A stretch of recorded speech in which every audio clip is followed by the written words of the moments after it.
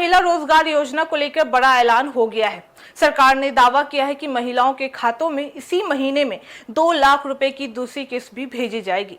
लेकिन सवाल यह है कि क्या ये महिलाओं के आर्थिक सशक्तिकरण की शुरुआत हो रही है या फिर चुनाव से पहले बड़े वादों की नई सियासत छिड़े जा रही है। नमस्कार, मैं फरीदा गजल और आप जुड़े हुए एक न्यूज़ 24 के साथ। देखिए, बिहार की राजनीति में एक बार फिर से बड़े वादों और तीखे बयानों का दौर तेज हो चुका है। विकास मंत्री श्रावण कुमार ने महिला रोजगार योजना को लेकर बड़ा दावा करते हुए कहा है कि योजना के तहत दूसरी किस्त के रूप में 2 लाख रुपए इसी महीने महिलाओं के खाते में भेजे जाएंगे। इसके साथ ही उन्होंने शिक्षक भर्ती, कानून व्यवस्था और विपक्ष के आरोप पर भी खुलकर जवाब दे दिया है। बता दें कि दरअसल बिहार सरकार महिला रोजगार योजना को लेकर अब आक्रामक मोड में दिखाई दे रही है। बता दें कि ग्रामीण विकास मंत्री श्रावण कुमार ने कहा है कि सरकार अपने वादों को जमीन पर उतारने की दिशा में लगातार काम भी कर रही है। मंत्री के मुताबिक दूसरी किस्त के रूप में 2 लाख रुपए की राशि महिलाओं के खाते में भेजी जाएगी। इसके बाद से तीसरी किस्त में 40,000 रुपए, चौथी किस्त में 60,000 और पांचवी किस्त में 80,000 रुपए देने की प्रक्रिया भी इसी महीने शुरू करने का दावा भी किया गया है।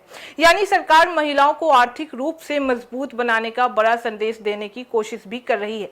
बता दें कि मंत्री ने यह भी कहा है कि शहरी क्षेत्र की करीब 18 लाख महिलाएं जिन्हें जीविका दीदी योजना से जोड़ा गया है, उनके आवेदनों की जाँच पूरी हो चुकी है और जल्द ही उन्हें भी 10,000 रुपए की सहायता राशि भी सीधे उनके खाते में भेजी जाएगी।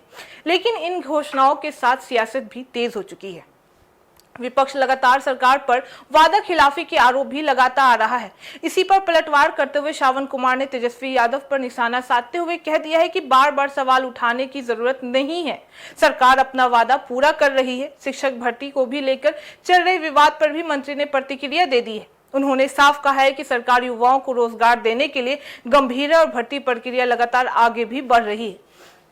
वहीं कानून व्यवस्था और जजगित एनकाउंटर पर भी उठ रहे सवालों पर मंत्री ने साफ कहा है कि अपराध की कोई जाति नहीं होती है, अपराध सिर्फ अपराधी ही होता है और पुलिस अपने विवेक से कार्रवाई भी करते आती है।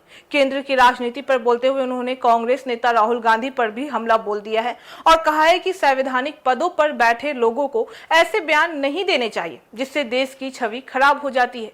चुनावी प्रक्रिया पर उठ रहे सवालों को भी उन्होंने खारिज कर दिया है। मंत्री ने साफ कहा है कि चुनाव पूरी तरह से निष्पक्ष होते हैं और जनता का जनादेश सबसे ऊपर होता है। लेकिन सबसे बड़ा सवाल यही उठता है कि क्या महिला रोजगार योजना की ये बड़ी घोषणाएं जमीन पर भी दिखाई देगी? क्या लाखों महिलाओं के खाते में वाकई तय समय पर पैसे पहुंचेंगे या फिर चुनावी माहौल में या सिर्फ बड़े बड़े वादे बनकर ही राजनीति बनकर रह जाएगी? फिलहाल बिहार की राजनीति में महिला रोजगार योजना नया बड़ा मुद्दा बन चुका है। सरकार इसे महिला सशक्तिकरण का मॉडल भी बता रही है, जबकि विपक्ष इसे चुनावी पैकेज कहकर सवाल भी उठाता आ रहा है।